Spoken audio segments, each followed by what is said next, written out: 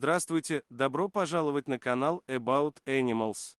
Во время своей поездки в Индию английские зоозащитники познакомились со слоном Раджу. Хозяева использовали его для выпрашивания милости. Слон ходил по городу и протягивал хобот прохожим, надеясь, что кто-то подаст ему монетку. Люди животное не кормили, предоставив Раджу самому отыскивать еду, часто у него на обед были отходы, иногда вместе с бумагой и пластиком. Вызволять Раджу отправилась целая команда, в которой были зоозащитники, лесничие, полиция и ветеринары. Пуджа Бенепал, зоозащитница, так описывает ситуацию, он 50 лет прожил в жутких условиях. Его никогда не отпускали с цепи. Я впервые увидела, как плачет такое большое животное. Когда с Раджу сняли цепь, из его глаз начали капать слезы радости.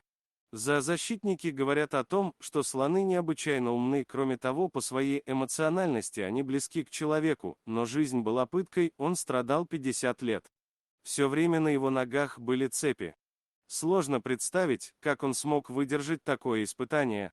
Чтобы забрать Раджу зоозащитникам, пришлось вести за него судебную войну, которая продолжалась целый год. Помогло делу то, что хозяин животного не смог предоставить на него никаких документов. Когда слон оказался в руках людей, он был еще очень мал.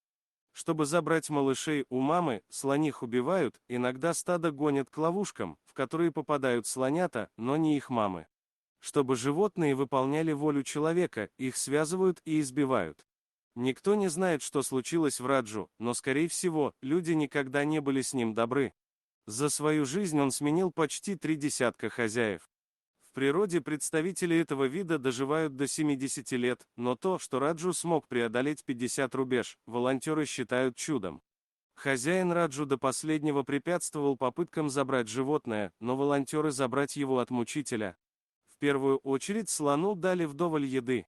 Раджу требуется пройти реабилитацию, на нее потребуется много времени, поэтому волонтеры начали сбор средств на содержание и адаптацию слона. Теперь у Раджу есть шанс увидеть, что люди способны не только причинять боль, но и творить добро. Спасибо за просмотр.